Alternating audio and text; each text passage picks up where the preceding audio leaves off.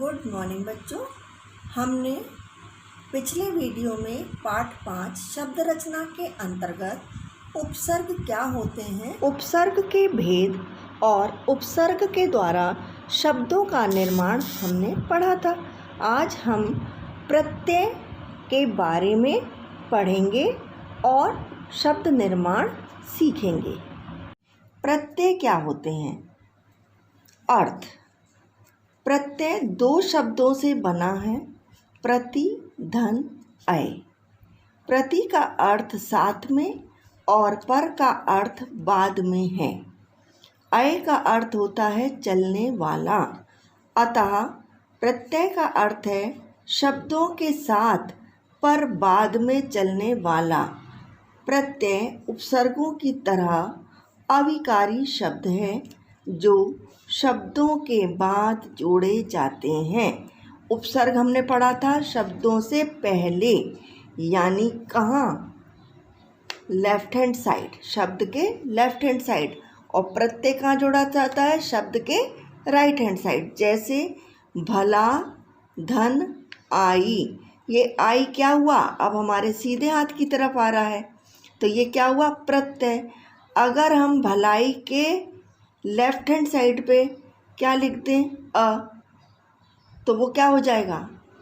उपसर्ग हो जाएगा। ठीक है, तो आई ये क्या है? प्रत्यय। तो शब्द क्या बन गया? भलाई। परिभाषा क्या होगी?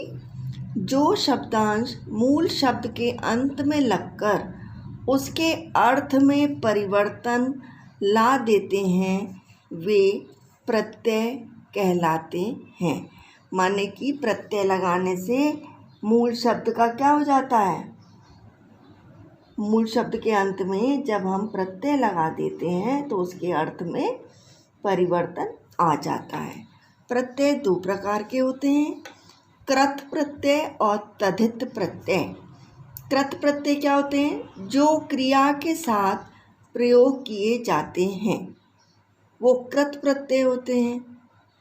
जैसे यहाँ उदाहरण देखिए, मूल शब्द है लिख। लिख के संग हमने आवट जोड़ा तो नया शब्द बन गया लिखावट।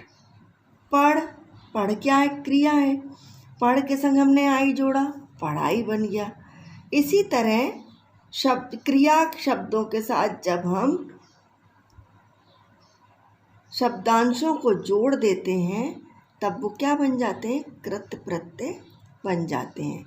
दूसरा है आपका तद्धित प्रत्यय, जो संज्ञा, सर्वनाम और विशेषण के साथ प्रयोग किए जाते हैं वो तद्धित प्रत्यय कहलाते हैं। तद्धित का अर्थ होता है वह प्रत्यय जिसे संज्ञा के अंत में लगाकर भाववाचक संज्ञा या विशेषण बनाते हैं। तद्धित प्रत्यय के उदाहरण देखिए। अब यहाँ बच्चा क्या है? संज्ञा है। अब इसमें हमने क्या प्रत्यय जोड़ा? पन जोड़ा, तो नया शब्द क्या बन गया? बचपन। कवि, कवि में ता जोड़ा, कविता बन गया।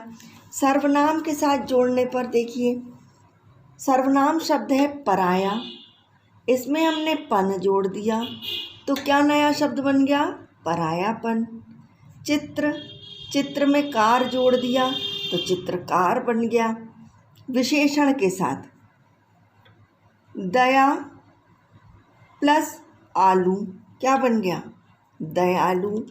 काला प्लस इमा क्या बन गया? कालीमा। सुंदर प्लस ता सुंदरता। अब कई शब्दों की रचना में उपसर्ग और प्रत्यय दोनों का प्रयोग किया जाता है। माने कुछ शब्द ऐसे हैं जिनमें अब प्रत्यय भी लगता है और उपसर्ग भी लगता है। मूल शब्द है आपका मान। मान में हमने अप उपसर्ग लगाया तो शब्द बन जाएगा अपमान। अब इसमें हम इत प्रत्यय और जोड़ दें तो ये क्या बन जाएगा? अपमानित।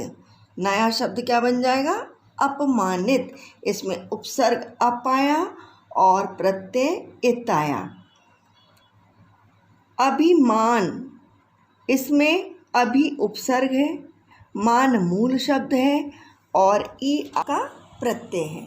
तो बच्चों, आज हमने पढ़ा प्रत्यय का क्या अर्थ होता है, प्रत्यय के कितने भाग होते हैं और संज्ञा सर्वनाम विशेषण के साथ लगाकर हम किस तरह से नया शब्द बनाते हैं। अगले वीडियो में हम इसका अंतिम भाग समास पढ़ेंगे।